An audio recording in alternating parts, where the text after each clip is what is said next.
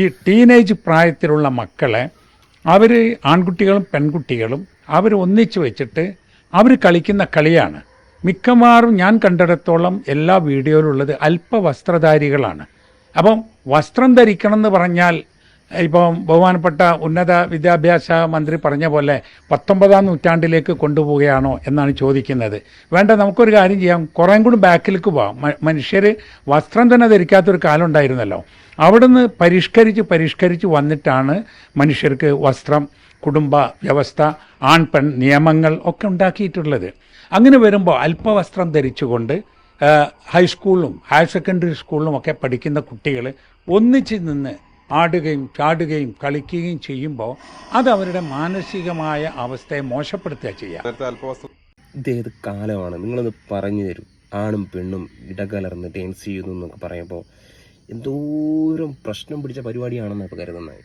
ലഹരി ഉപയോഗിച്ച് ജീവിതം മുന്നോട്ട് കൊണ്ടുപോകുന്ന ഒട്ടനവധി പേര് ഇന്നത്തെ സമൂഹത്തിലുണ്ട്. അത് സ്വാഭാവികമായിട്ടും വിദ്യാർത്ഥികളെ സ്വാധീനിക്കാറുണ്ട്. ആ സ്വാധീനം നമ്മൾ തടഞ്ഞില്ലെങ്കിൽ അത് സമൂഹത്തിന് നല്ല രീതിയിൽ ഭീഷണിയാവും. സമീപകാലത്തെ വാർത്തകളിലും മറ്റും കണ്ട് നമുക്ക് മനസ്സിലായതാണ്. അപ്പോൾ ഇത്തരം പ്രവണതയെ ഇല്ലാതാക്കാൻ, നമുക്ക് ലഹരിയെ തോൽപ്പിക്കാൻ, അവരുടെ മാനസിക ഉല്ലാസത്തെ പ്രോത്സാഹിപ്പിക്കാൻ പറ്റുന്ന ഒരു കാര്യം കൂടിയാണ് ഈ സൂംബ ഡാൻസ്.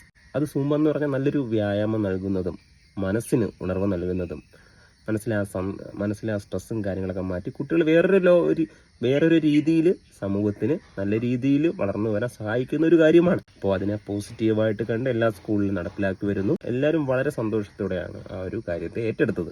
ഇത്രയും പോസിറ്റീവായിട്ടുള്ള കാര്യത്തിന് ഇങ്ങനെ വന്ന് ഒരു ലോജിക്കുമില്ലാത്ത മറുപടികൾ പറയുന്നവർക്ക് എന്താണ് ഇവിടെ സംഭവിക്കുന്നതെന്ന് എനിക്ക് മനസ്സിലാകുന്നില്ല.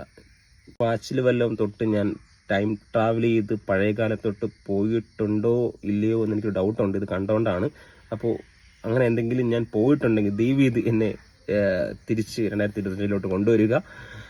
ഞാൻ ഏതോ ഒരു കാലഘട്ടത്താണ് കിടക്കുന്നത്. ആണും പെണ്ണും ഒരുമിച്ച് സംസാരിക്കുന്നതോ മിണ്ടുന്നതോ നൃത്തം ചെയ്യുന്നതോ ഒക്കെ തെറ്റാണെന്ന് കാണുന്ന ഏതോ ഒരു കാലഘട്ടത്താണ് ഞാനിപ്പോൾ നിൽക്കുന്നത്. എന്നെ തിരിച്ചു കൊണ്ടുവരും ഗൈസ്.